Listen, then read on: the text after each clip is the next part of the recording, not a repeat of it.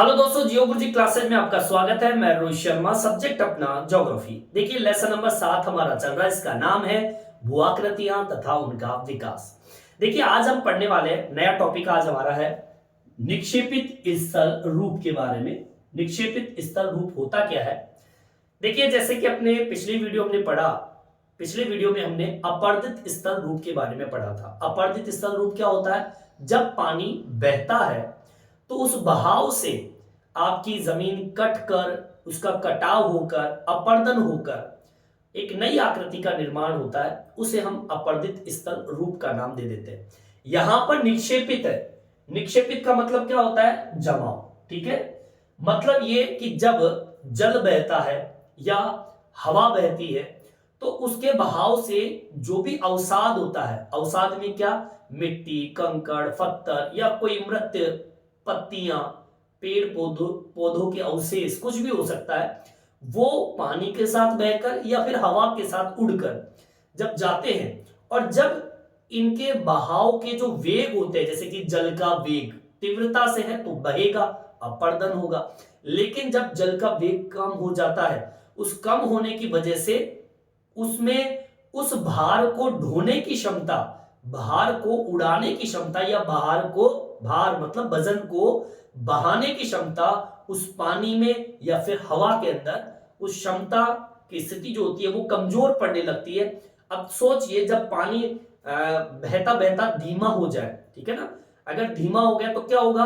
वो जो मिट्टी उसके साथ बह रही थी वो धीरे धीरे क्या होने लगती है? जमने लगती है। और जमाव से जो आकृति बनती है उसे हम कहते हैं निक्षेपित स्थल रूप, मतलब जमाव से बनने वाली आकृति। अब जमाव यहां पर अवसादों की बात चल रही है, मिट्टी, कंकड़, पत्थर जो भी होता है, ठीक है, वो अवसाद जब धीरे धीरे जमने लगते हैं, और जमेंगे कब? जब उनको बहाकर ले जाने वाले जो संसाधन होते हैं, चाहे वो पानी हो सकता है, हवा हो सकती है, बर्फ हो सकती है, ठीक है, अगर उनकी बहने की क्षमता कमजोर पड़ जाती है तो उस भार को वहन करना पॉसिबल नहीं रहता है, वो वहीं पर उसको छोड़ देती है, वो जमना शुरू हो जाती है। उस जमाव से जो आकृति बनती है उसे कहते हैं निक्षेपित स्थल रूप। इस निक्षेपित स्थल रूप के अंदर आज जो टॉपिक है वो है जलोढ़ पंख। जलोढ़ पंख क्या होते हैं, किस प्रकार से ये बनते हैं, इनकी आकृति कैसी होती है, किस तरीके से इनका निर्माण होता है, कहां पर इनका निर्माण होता है, उसकी हम बात करेंगे। तो सबसे पहले तो मैं आपको बता दूं कि निक्षेपित स्थल रूप जो है ये कहां पर, ये है नदी संबंधित, ठीक है, नदी से संबंधित ये आकृति है। जैसे अपरदित स्थल रूप के अंदर मैंने आपको बताया था नदी से संबंधित, इसमें घाटियों के बारे में, अवनमित कुंड के बारे में, जलग्रति का, ठीक है, विसर्प, ठीक है, नदी वेदिका, ये सब नदी वाले क्षेत्र में ही बनने वाली आकृति है, लेकिन वो अपर्दन से बनने वाली आकृति थी। आज निक्षेपित स्थल रूप की बात करेंगे, वो भी नदी के अंतर्गत, ठीक है, नदियों के अंतर्गत ही ये आकृतियां बनती है। इसमें सबसे पहला बिंदु आता है जलोढ़ पंख। देखिए जलोढ़ पंख कैसे बनते हैं? जब आपकी नदी ऊंचे स्थल से बहती हुई गिरिपद या फिर मंद ढाल वाले मैदानी क्षेत्रों में जब प्रवेश करती है, ठीक है, वहां पर जलोढ़ पंख का निर्माण होता है। ठीक है, मतलब ये हो गया। अब भाई आपके अवसाद कहां पर जमेंगे? ऊंचाई से बहती हुई नदी आ रही है और अपने साथ कंकड़ पत्थर लेके आ रही, तो ऊंचाई से नीचे आ रही है तो जब तक तो वो बहते रहेंगे। लेकिन जैसे ही आपका गिरिपद वाला पार्ट आता है, गिरिपद क्या होता है? मतलब गिरिपाद का मतलब होता है आपके पहाड़ों के पैर, ठीक है ना। गिरिपाद का मतलब क्या होता है? जैसे कि ये पहाड़ है, इस गिरी और पाद, गिरिपाद का मतलब होता है, पाद मतलब होता है पैर, मतलब इन पहाड़ों से जब नदी बहकर आती है तो यहां पर तो ऊंचाई है, यहां पर क्या है? ऊंचाई। अब ये ऊंचाई से जब पानी नीचे बहकर आएगा तो ये कौन से भाग है? ये गिरिपाद वाले पार्ट है, ठीक है। यहां पर तो तीव्र ढाल है, ठीक है, और यहां पर कैसी ढाल हो गई? मंद ढाल। अब इस मंद ढाल के ऊपर, इस मंद ढाल के ऊपर, या फिर हम कहें कि जो मैदानी क्षेत्र होते हैं उस मैदानी भाग पर आपके जमाव शुरू हो जाता है अवसाद का, ठीक है।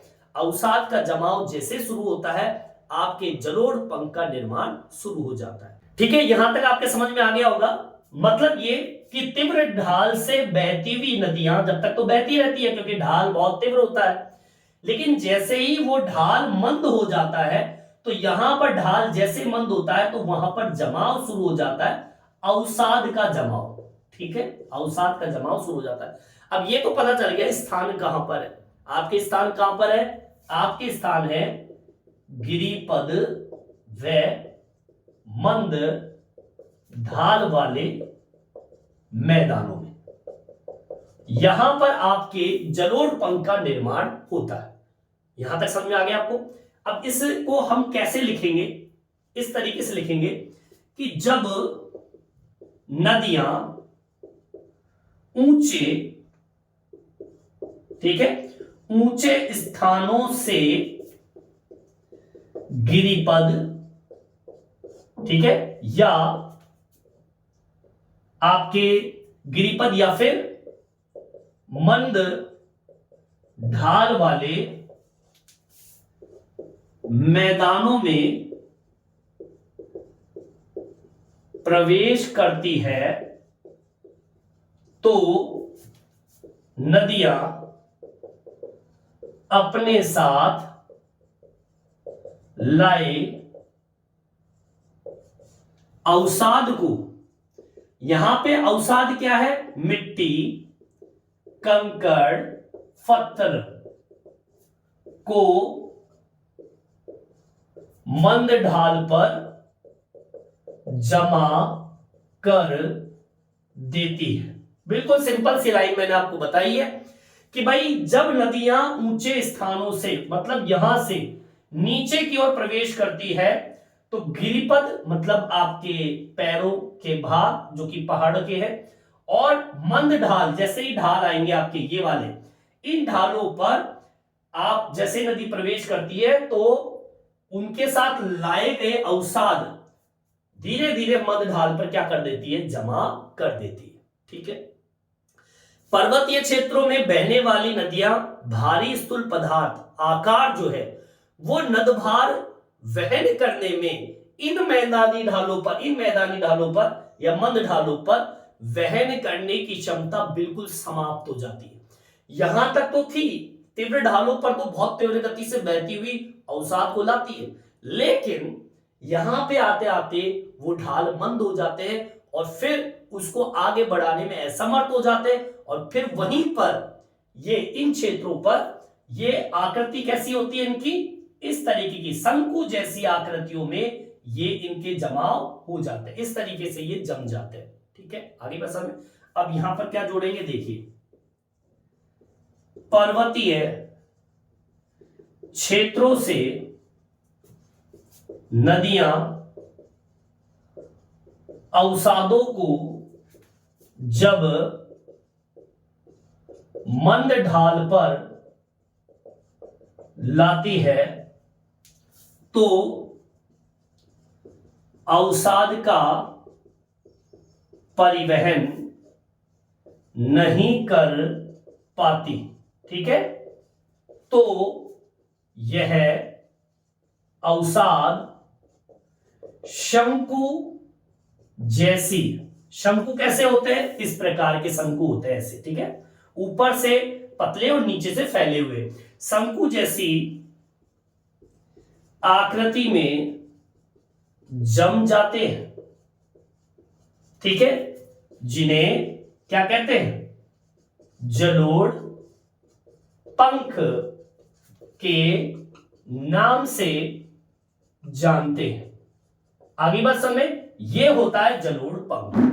बिल्कुल सिंपल सी बात बताई है कि जब नदी ऊंचे स्थानों से पहाड़ के पैरों और मंद ढालों पर प्रवेश करती है या मैदानों में प्रवेश करती है तो नदियां अपने साथ लाए अवसाद, मिट्टी, कंकड़, पत्थर को मंद ढालों पर जमा कर देती है। मतलब ये कि पर्वतीय क्षेत्रों से नदियां अवसादों को जब मंद ढाल पर लाती है तो अवसाद का परिवहन नहीं कर पाती, उसका वहन करने में असमर्थ हो जाती है, तो यह अवसाद को शंकु जैसी आकृति, मतलब इस तरीके से शंकु जैसी आकृति में जमा देते हैं या जम जाते हैं। ठीक है, जिन्हें हम जलोढ़ पंख के नाम से जानते हैं। बिल्कुल सीधी सिंपल सी लाइन आपको ये बता दी है, ठीक है। चलिए यहां तक आपके समझ में आ गया होगा। अब आपको मैं एक बात बताऊंगा, ठीक है, ये यहां तक उतार लीजिए आप लोग, ठीक है। देखिए अब मैं आपको एक बात बताता हूं कि आपके जो गिरिपद से, गिरिपद में या फिर मध्य ढालों पर ऐसे शंकु जैसी आकृति जो जमी है, बनी है, देखो इस तरीके की आकृतियां, जैसे देखिए मान लीजिए एक शंकु यहां पर बना, ये मैदानी क्षेत्र है, इधर ये पूरा मैदानी क्षेत्र है, एक शंकु यहां पर बना, एक शंकु इस तरीके से बना, एक यहां पर बना, एक इस तरीके से, ऐसे शंकु बन गए। अब होता क्या है, जब नदियां इन जलोढ़ पंखों से बहती है, अब देखिए पानी यहां से बहता हुआ आया, ये शंकु, इन्हें ही क्या कहते हैं, जलोढ़ पंख, मिट्टी का ढेर, शंकु जैसी आकृति, ठीक है। बिल्कुल सिंपल सी लाइन, अपने शब्दों में भी लिख सकते हो कि भाई पानी बहकर आया, अवसाद लेके आया नदी, और नदियां उनको बहाने में असमर्थ, यहां पर जमा कर दिया, शंकु जैसी आकृति में मिट्टी जम गई, उसे हम जलोढ़ पंख का नाम दे देते हैं। अब क्या होगा, आपकी नदियां यहां से बहती हुई आएगी। अब बीच में सपोज कीजिए ये आपका टीला बना हुआ है मिट्टी का, अब यहां से कोई पानी बहता हुआ आता है इस तरीके से, तो आगे टीले से क्या होगी, टकराएगी, तो अब नदी की धार कितनी हो जाएगी, दो, एक नदी इस तरीके से बहने लग जाएगी और एक नदी इस तरीके से बहने लग जाएगी, ऐसी धाराएं बन जाती है, ठीक है, इस तरीके से। तो यहां से जो नदी आएगी इस तरीके से, तो कुछ नदी ऐसे बहेगी, कुछ नदी इससे होती हुई इधर बहेगी, फिर ये नदी मान लीजिए यहां पे आती है, तो इधर एक धार इधर हो जाएगी, टकराकर एक धार ऐसे हो जाएगी, फिर मान लीजिए ये नदी इधर जा रही है, तो कुछ धारा इधर चली जाएगी, कुछ ऐसे चली जाएगी, मान लीजिए ये इधर से घूमती हुई जाती है, कुछ ऐसे धारा है। तो कहने का मतलब ये हो गया, जैसे कि ये टीला है, ये आपका जलोढ़ पंख है, इस पंख से जब भी कोई नदी गुजरती है, तो भाई सामने कोई टीला खड़ा है, तो नदी जब सामने से आएगी तो या तो इधर जाएगी या फिर इधर जाएगी। इस कंडीशन के अंदर जब शाखाएं बट गई, एक शाखा की दो शाखाएं हो गई ऐसे ऐसे, तो ऐसी शाखा जब बट जाती है तो उसे हम बोलते हैं जल वितरिकाएं। क्या कहते हैं, जल वितरिकाएं। इसको लिख देंगे, क्या लिखेंगे, इसको इस तरीके से लिखेंगे, जब नदियां जलोढ़ पंखों से गुजरती है तो क्या होगा, अपना मार्ग बदल लेगी, ठीक है, अपना मार्ग बदल लेती है, एक शाखा की दो शाखाएं या कई शाखाओं में विभाजित हो जाती है, जिसे क्या कहते हैं, जल वितरिकाएं, जल वितरिकाएं कहते हैं। समझ में आई बात, बिल्कुल सिंपल सी परिभाषा है कि भाई जब आपकी नदी यहां से बहती हुई आएगी, सामने जलोढ़ पंख दिखेगा, उससे टकराएगी, कुछ धारा इधर और कुछ धारा इधर, आगे बढ़ेगी, एक पंख और आ गया, एक धारा इधर एक धारा इधर, तो कई धाराओं में ये क्या हो जाती है, विभाजित हो जाती है, जिसे हम कहते हैं जल वितरिकाएं। वितरिका का मतलब क्या होता है, बटना, किसका बटना, जल का बटना, कई शाखाओं के अंदर। बोलिए आगे बात समझ, बिल्कुल सिंपल सी परिभाषा है, ठीक है, जो पॉइंट लिखते आ रहे हैं उसके नीचे इसको जोड़ लेना, ठीक है। अब आगे की ओर बढ़ते हैं, देखिए, चलिए इसको उतार लीजिए आप लोग, चलिए आगे की ओर बढ़ते हैं, ठीक है। अब देखिए कई बार क्या होता है, आपने देखा होगा कि जो आर्द्र प्रदेश होते हैं जहां पर पानी बहुत बहता है, वहां पर अब पानी बहुत बहता है, तो वहां पर अगर जलोढ़ पंख है तो वहां पर निम्न शंकु उत्पादित होते, क्योंकि वहां पर पानी बहुत बहता है। मतलब यह कि पानी जब बहुत ज्यादा बहेगा तो कुछ ही मात्रा में शंकु बनते हैं, लेकिन उनकी आकृति भी क्या होती है, छोटी होती है। तो मतलब ये हो गया कि अगर आर्द्र प्रदेश है, आर्द्र प्रदेशों में, ठीक है ना, आर्द्र मतलब नमी वाला, पानी वाला क्षेत्र, पानी वाला क्षेत्र। अब भाई पानी है तो पानी बहुत है, तो पानी बहुत है तो मतलब वो बहेगा बहुत, अब बहेगा तो बहुत है तो शंकु तो बनेंगे, अगर जमाव हो रहा है तो। लेकिन यहां पर शंकु बनते हैं, जलोढ़ पंख बनते हैं, लेकिन कम बनते हैं क्योंकि आर्द्रता बहुत है, क्योंकि पानी बहुत है। पानी बहुत है तो भाव भी बहुत होगा, लेकिन यहां पर तो जमने से आकृति बन रही है। अब जमेगा तो तब ना जब पानी का भाव क्या होगा, कम होगा। लेकिन यहाँ पे पानी बहुत है इसलिए जमाव भी बहुत कम होगा। तो मतलब आर्द्र प्रदेशों में जलोढ़ पंख जो होते हैं, जलोढ़ पंख निम्न शंकु वाले होते हैं। ध्यान रखना इसका, ठीक है। जहां पे पानी बहुत होता है वहां पे जलोढ़ पंख निम्न शंकु मतलब छोटे शंकु होते हैं। लेकिन अगर मैं कहूं शुष्क व आर्द्र प्रदेश है, ठीक है। अब शुष्क भी है, सूखा भी है और पानी भी है। अगर ऐसे प्रदेशों में जो तीव्र ढाल वाले भाग होते हैं वहां पर आप ये कह सकते हैं उच्च शंकु जैसी स्थिति आपको मिल जाएगी। या फिर हम कहें कि शुष्क और आर्द्र प्रदेशों में जलोढ़ पंख उच्च शंकु वाले होते हैं। क्यों होते हैं? देखिए इसका कारण क्या है, शुष्कता, पानी की कमी। भाई अब यहां पर तो पानी बहुत है, इसलिए पानी बहुत है तो जमाव भी कम है तो शंकु भी छोटे। लेकिन यहां पर आर्द्रता के साथ में शुष्कता है और इस शुष्कता की वजह से निक्षेपण की क्रिया ज्यादा होगी, इसलिए यहां पर जो शंकु बनेंगे वो कैसे बनेंगे, उच्च शंकु जैसी आकृति बनेगी। ठीक है, यहीं पर अपना ये टॉपिक कंप्लीट हो गया। इसे कहते हैं जलोढ़ पंख। अब एक वर्बल, एक सीधी सिंपल लैंग्वेज में मैं आपको समझा देता हूं, आपके समझ में आ जाएगा। एक पहाड़ है, उस पहाड़ से पानी बहता हुआ आता है नदियों के रूप में, तीव्रता से आ रहा है, तब तक तो कोई जमाव होगा नहीं क्योंकि तीव्रता से पानी आ रहा है। ये नदी हर अवसाद को, मिट्टी, कंकड़, पत्थर को बहा कर लेके आती है। तो यहां तक तो भैया अपर्दन की क्रिया हो रही है, ठीक है। अपर्दन में बहता ही बहता है क्योंकि ढाल कैसे है, तीव्र। लेकिन जैसे ही नदी गिरिपद वाले पार्ट में आती है, मतलब पहाड़ के पैरों में आती है और मंद ढालों वाले मैदानों में प्रवेश करती है, तो धीरे धीरे ये पानी इस अवसाद को, मिट्टी, कंकड़, पत्थर को बहाने में असमर्थ हो जाती है और उसे गुंबद जैसी, जिसे हम शंकु जैसी आकृति कहते हैं, इस शंकु जैसी आकृति के अंदर इसको क्या कर देती है, जमा कर देती है। कर दिया, इसे ही हम कहते हैं जलोढ़ पंख। अब नदी का पानी जब इन जलोढ़ पंखों से गुजरता है, जैसे कि इस तरीके से गुजरा, तो ये जो धारा है वो एक शाखा इधर चली गई, एक शाखा इधर, क्योंकि एक पिल्लर की तरह काम कर रहा है, सामने अवरोध की तरह काम कर रहा है, और ये अवरोध की वजह से एक ही शाखा के दो टुकड़े हो गए।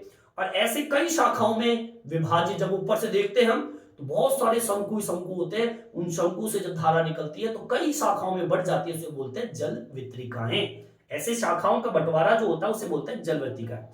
अब देखिए आर्द्र प्रदेशों की बात कर ले, वहां पर जलोढ़ पंख कैसे होंगे, निम्न छोटे होंगे, क्योंकि पानी बहुत है, पानी का बहाव बहुत है तो जमाव नहीं हो पाता है। शुष्क आर्द्र प्रदेशों में शंकु की आकृति कैसी होती है, उच्च, बड़ी, क्योंकि यहां पर जमाव की स्थिति शुष्कता की वजह से बहुत ज्यादा है। ठीक है, तो इस तरीके से अपना एक टॉपिक कंप्लीट होता है। नेक्स्ट वीडियो में हम पढ़ेंगे निक्षेपित स्थल स्वरूप के अंतर्गत डेल्टा के बारे में। ठीक है, तो हमारा जो नया टॉपिक होगा वो होगा डेल्टा। इस वीडियो में इतना ही, धन्यवाद।